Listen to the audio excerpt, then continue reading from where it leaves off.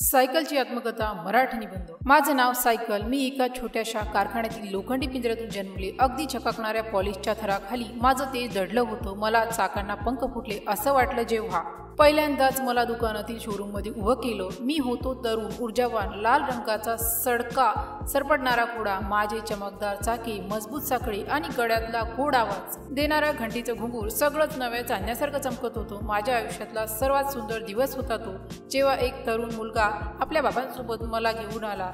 त्याच्या डोळ्यातले ओलावे ते आनंदाचे डोळे मी कधी विसरू शकणार नाही। तो माझ्या पाठीवर बसला आणि हळूहळू चालायला सुरुवात केली। पहिले काही दिवस तर काट्यावरून जाण्यासारखे होते, जोके घसरगुंड्या, पण माझ्या मालकाने धैर्याने शिक्षण घेतलं आणि लवकरच आम्ही एकाच ताटात मिठाई खाणारे जिवलग मित्र बनलो। मग सुरू झाली माझ्या जीवनाची खरी मजल मारण्याची सफर। सकाळची शाळेची वेळ, दुपारची मित्रांसोबत फिरायचे टप्पे, संध्याकाळचे क्रीडांगणावरचे फेरे, मी होतो त्याचा प्रत्येक क्षणाचा साक्षीदार। घाणेरड्या पंखातून पार करायचो धूप पावसात, चालायचं कधी कधी तर पोटात हवा भरूनही धावायचो, पण माझ्या मालकाची माझ्यावरची माया आणि नियमित तेल लावणं मला पंख देणार होतं। तो माझी काळजी घेतो ही भावना मला पुरेसा अभिमान वाटायचा। वर्ष पाण्यासारखी वाहून गेली। माझा तरुण मालक मोठा झाला। मोटारसायकली आणि कार्स यांच्या युगात माझं महत्त्व कमी झालं। मला आता क्वचित बाहेर काढलं जायचं, गरजेपुरतंच बाजारात जायला किंवा जवळपासच्या ठिकाणी। माझ्यातही बदल घडू लागले। चाकांवर काळे डाग पडले, साखळी किरकिर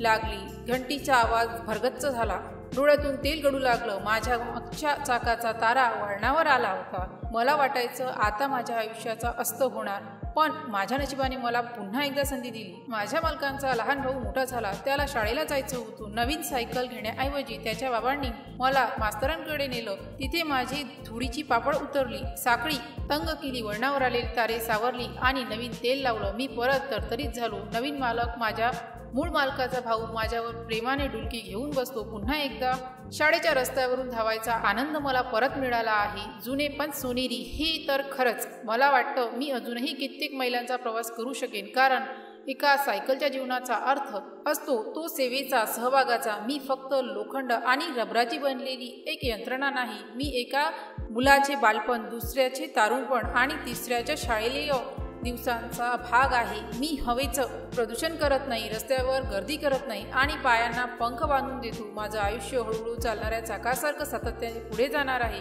जोपर्यंत कोणीतरी मला प्रेमाने धक्का देत राहील, जोपर्यंत माझ्या चाकातून जीवनाची सुरी ओढत राहील। जर या पोस्टशी संबंधित काही गोंधळ असेल किंवा आपल्याला अशा कोणत्याही विषयाची माहिती हवी असेल तर कृपया खालील दिलेल्या कमेंट बॉक्सद्वारे आपले प्रश्न आम्हाला विचारू शकता। या पोस्टशी संबंधित आणखीन काही प्रश्न असतील आपण आम्हाला ते देखील सांगू शकता की आम्ही त्या समस्या नक्की सोडवू।